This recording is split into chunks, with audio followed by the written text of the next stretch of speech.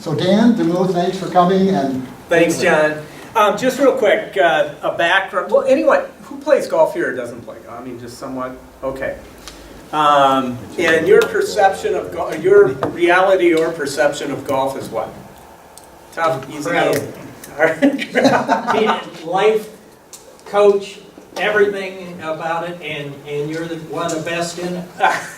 You played him. What is your perception of golf now after you took second place or whatever in the tournament the other day? But in general, in golf, just randomly. I'm able to do things that I never thought I could. I always hit the ball a long way. Being consistent, understanding how it's a mind game.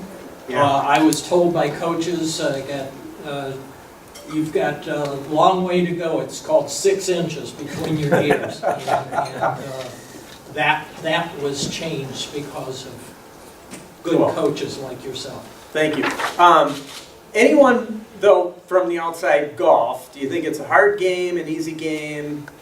Easy to learn, stupid difficult game, to I don't be want good to. Yep, hard game. at. Easy to learn, difficult to be good at. Okay. Most people, when they think of golf, they think of it as a hard game. And they think of it as, I don't have enough time if I haven't played very much to get better. Because they think it's all about grip, stance, and swing. And so what happened to me back in the early 90s is, well actually I'll just back it up just a little bit, is back when I played high school golf, I played #1 guy on the team for 4 years. And then I went to a professional golf management program, and 3.5 years into it, it was a game I didn't know how to play. I was traveling around the country working at top places, and I was starting to learn how a lot of these places were teaching me was to fix my grip, stance, and swing. And so I had no target.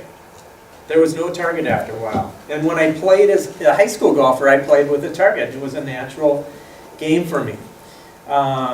And so within those 3.5 years, it was like a game I didn't know how to play. I wasn't sure what to do with it because I was still teaching. And I was even coaching in a way back then because I could feel the people's energies of what was happening to them with the frustration.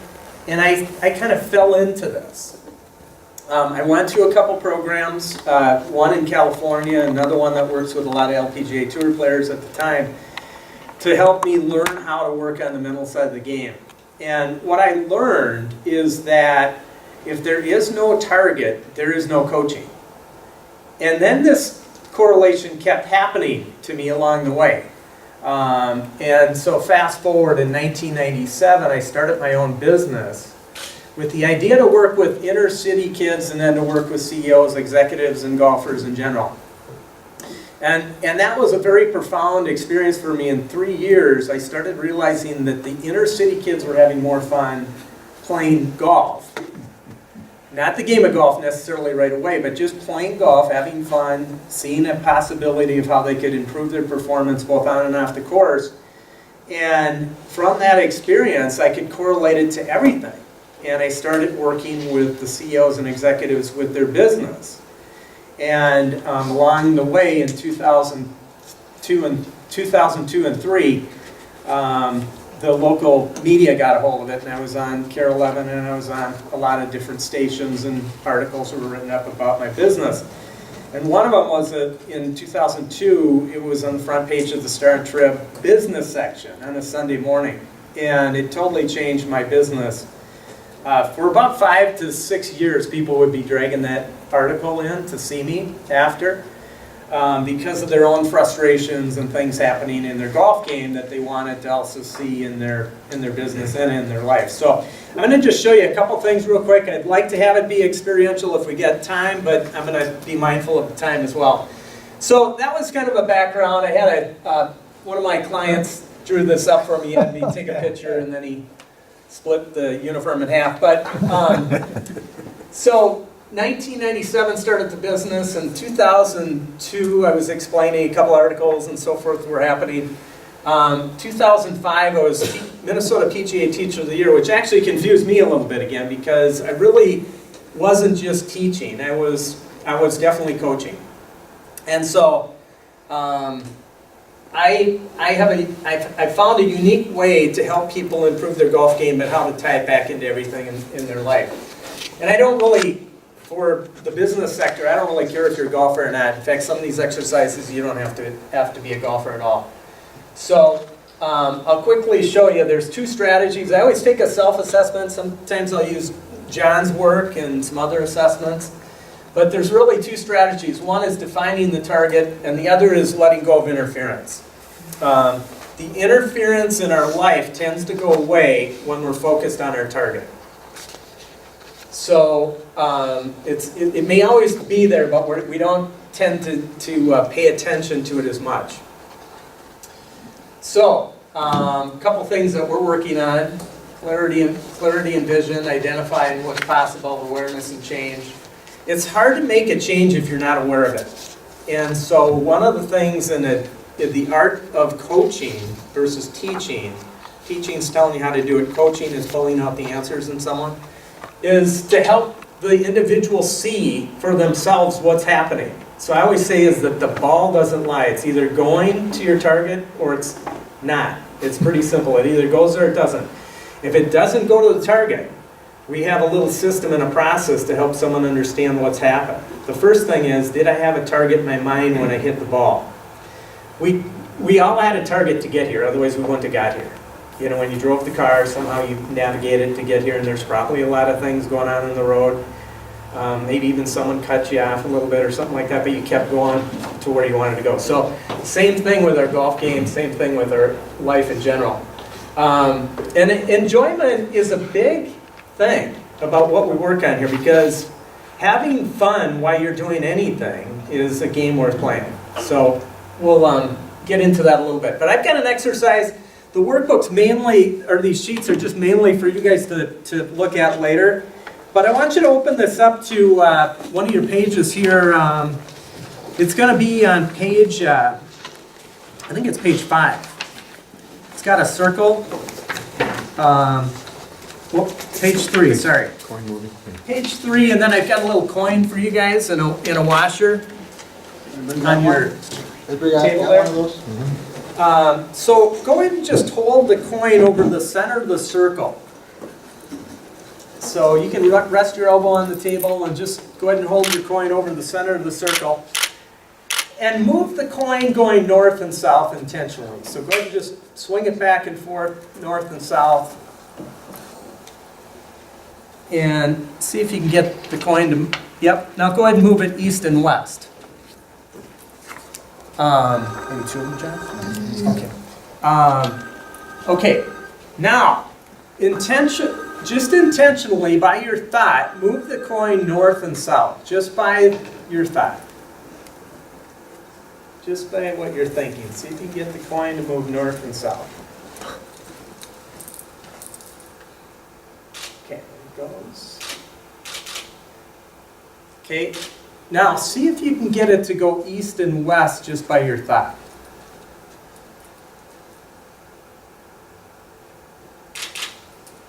East and west. Okay, there it goes. So, anyone know why this works? And by the way, if it's not working yet, it will work later. It's the power of your thought.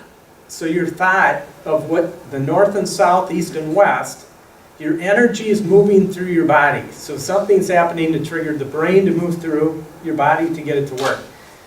And so again, it goes back to, there is no coaching if there is no target. So in anything that we do, it's a very powerful tool to let you use some language for yourself.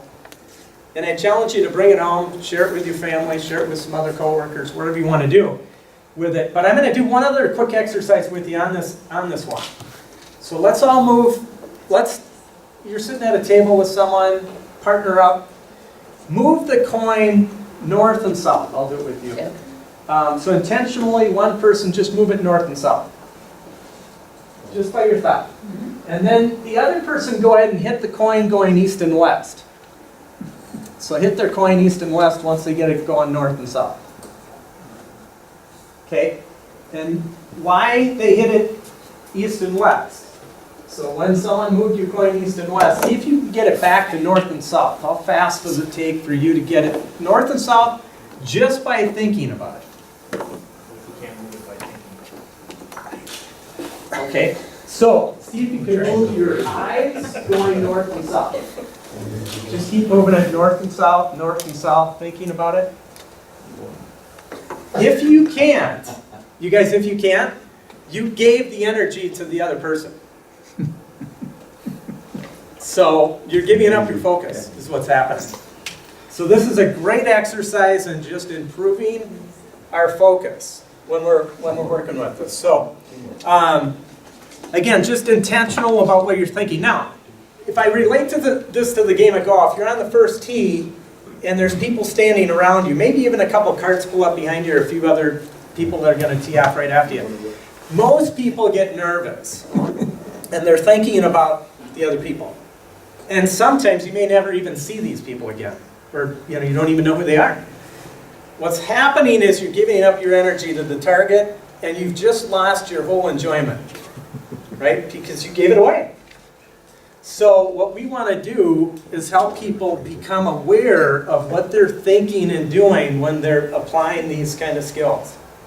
And again, it's on and off the course. It doesn't matter. I'm just using the movement as an activity for you guys to be aware of what you're thinking. This is in your workbook, but I'm just going to go through this real quick. Target, focus, relax, release is our main exercise of this. So again, focus, find a target, whatever you want to go for each day. How are you going to remain focused on that? Remain relaxed. And then release is detaching from the outcome so you can move on. One of the things that, there was a quote in this magazine, in the article, one of the articles back in the early 2000s, and it was, how can you stay 100% true to your intention while 100% unattached to the outcome? And a couple of people had a really hard time with that, about what that meant. But it means that you're totally focused on where you want to go, and at the same time you're unattached to it because of the things you can't control. And we just had it happen to us as a country just the other day. So we're focused on where we want to go. We're aware of it. Doesn't mean we don't care. We're mindful about it. But what are the things now that we can control? So that's what that really means. Okay. Getting the most out of the experience is we first stop and say, okay, what do you really want out of an experience? What are your strengths, which relates to what John's talking about? And what are your weaknesses? We want to be aware of them just so that we can move forward. And then I have a little internal assessment that help people understand where they really stand. And so just to give you an example on number one is distractions often interfere with my performance.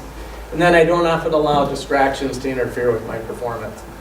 And when people fill this out and they end up to be more on one side or the other, it helps us understand what they can work on and how they can apply it. And then, by the way, it relates to everything. Business, personal goals, sport, and hobby. If you're not a golfer, find something else that you do that you can relate to. The image is just here is that this is actually my wife on the far left, and we were down playing in Arizona one time, and water was something that she always feared. And sometimes we even taking out an old ball to hit the shot over the water. And so you can only imagine where the mind goes, right? It's thinking of the water, the ball goes in the water, and it's like, okay. Get it nice and clean, right? So it's a good shot. And so if the mind is not focused on the target, so this particular hole we had a lot of fun with because I pulled out a brand new ball and I said, wait, where do you really want to hit this ball? And that's when she pointed out to the middle of the green, but it was just a random middle to the green. It wasn't clear on the middle of the green, and so then I asked, okay, where on the middle of the green? And so we sat there for a little while having this dialogue, and we were laughing with it, breaking out, and so I was asking her all these questions, what color flag stick, where do you want to hit the ball? And she hit it right there at her target, and it was just a hilarious experience for us to have. The picture on the right is just an image of how we can relate it to everything. Okay, so if we take a look at this and I've got a putting exercise. If we have enough time, I'll have someone come up and do it. But I'm going to explain it. I've been doing this since since I opened my business in '97. And individual, I go into conference rooms and I don't always keep track of it. But when I'm doing individuals, I keep track of this work, or small groups. And so I have people do this exercise 3 feet, 6 feet, 9 feet, and they putt to a hole. And we count how many one putts they have, these 5 different ways. So the regular way is whatever way they believe is the right way to do it. And then I have them set up with their eyes closed. So first they line up to the ball, and then they close their eyes, and then they go ahead and hit the ball to the hole. And then I have looking at the hole, one-handed, and then they putt to a club. So an object that's normally the same size or smaller than the hole, they putt to that. So the statistics of this is 32,000 people have done it, 995, and 98 have done better the regular way. And when I first did it, I was working with the Blake girls golf team, and I started playing around with this exercise. And 6 out of the 14 did better the regular way. And I'm like, oh God, this isn't really going to work. But those 6 never played golf before. So they didn't really even know any way to do it. So they didn't have a regular way. But even if you have played mini golf, the chances of this working will happen. Because we have a mindset of how we should hold the club, how should we stand. Or if we all came up and watched each other do it, there's a good chance that you might get nervous because of the performance, especially if we made this like we're going to keep track of your score and so forth, which golfers tend to do. So the idea of changing it up is really about helping you focus on a target. Because you have no menu when you close your eyes. You're just thinking of the target. So, and or looking at the hole one-handed and so forth. There's a tour player now that's looking at the target within 10 feet. He looks at the hole instead of down at the ball. So, question for you: what object's the biggest? Looks like the white one. White one. You guys? They look about the same. Same? Anyone else? White. White. Okay. This is the hole, and this is the liner that fits in the hole. So these 2 are the same size, and they fit inside the hole. So my point on this little exercise, or this exercise, is what you're really seeing, the perceptions versus the reality sometimes of what we see. Because most of the time, if I had you guys putt to a hole, you would see the hole, but you wouldn't really see it when you're performing, for most people, because we're not focused on the target. So the target, oftentimes, like when I'm working with people, is I might put my fingernail there and have them point out what color is the fingernail, and then they'll start to see the target and they'll make their putts. But 90%, yep. It makes perfect sense in terms of a putt, looking at the hole instead of looking at your putter, because it's like having a baseball, trying to throw it at a target and looking at the baseball. Exactly. Yes. Basketball players, baseball players. So, okay, golf had this culture. Keep your head down, left arm straight. All those, that's how I started getting into where we were at. I'm just going to show you quick little thing about this full swing exercises. Let me back this up if I can. Okay, relate this. You work hard, but aren't achieving your desired results. You lack directions, or ask to do something without a clear purpose. How do you feel when you're busy and not performing? So, who likes to be told what to do? Okay. So, watch this. This happened in '97. Very defensive looking. Gave her a club to throw, and she's throwing the club at the target. Relaxed, and her body has changed. Her whole motion changed. So she was golfer right away. I was happy for her, like, wow, this is really cool. She didn't know what happened. She just thought, well, that happens to everyone, doesn't it? I'm like, no, this is like really cool. Your movement just changed. So again, club throwing was connected to a target. She could understand that. She was having fun. So throw your clubs. Put the ball down. Wrong takeaway, Right, sorry. right. Lesson of the day. Put the ball down, and she was thinking about how to hit the ball. So once we kind of related the two, then she started to get her natural movement. So, and it doesn't matter what age or whatever, but this is an exercise on coaching. If you look at this kid, he doesn't want to be told what to do. And so his dad was trying to fix him, and now he's all mad. He purposely threw his club. Look at him keep the club away from his dad. He's 2.5 years old, and I worked with him all the way through high school. He was third in the state several years ago. And the biggest thing was to get his dad away from him. His dad was the interference. First coach is your. Okay, so watch this one. She's bored, clicking her ankles. No lower body movement there. She's not using her legs. Looks like the club's really heavy. Give her a club to throw. She's smiling, laughing, and you can see the movement. It starts to go, right? Okay, so just to show you slow motion, or side by side. Picture on the left, tension, head down. Picture on the right, upright and balanced. So this is the one you'd like to be. This is his old golf mindset of keep the head down, left arm straight. Here he is upright and balanced, and here he is stuck at the ball. This was the Care 11 reporter that did a story on me in 2003. He was trying to figure out how to make more income. A reporter can only make so much income. They're kind of stuck in their roles of what they're doing. His wife wanted to stay more at home to take care of the kids. And so we were trying to figure out how he could do that. And he was going to have to make a change. After 18 years, leave Care 11. He's a great reporter. What could he do? And he kept coming in with different ideas and stories, and they just didn't add up for some of the exercises and activities that we were doing that would blend with his vision. And he ended up at Anytime Fitness, almost tripled his income, doing the stories that he's really good at doing. So, and he always, again, these are like perceptions. He thought golf was about grip, stance, and swing, no target. Here he's finding a target, throwing the club. His movement changed on the golf course, and we could relate that back to what he was thinking in his life.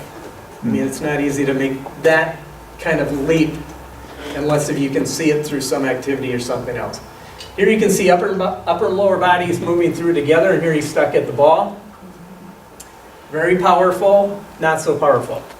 You can see the energy coming up, and here he's moving through the target. So the sport itself and using some activity-based learning to help someone see how they can relate. And again, I can take a Division I golfer and relate something to what they're doing. Normally, when they're not performing well, there's some kind of interference that's happening outside of their game that we can relate to the game. Okay, so just to wrap this up. Process, observe without judgment. Commit to the process, detach from the results, rediscover play, use your creative mind, embrace, and I want to just talk about this real quick, embrace breakdowns as an opportunity to break through. If someone's not performing well in something, then we want to be able to relate that. That can be an opportunity. There's a reason why it's happening. So that's what we always take a look at is if you have something that's not working, embrace it so you can use that as an opportunity to change it and then move forward. Cool. Thank you guys.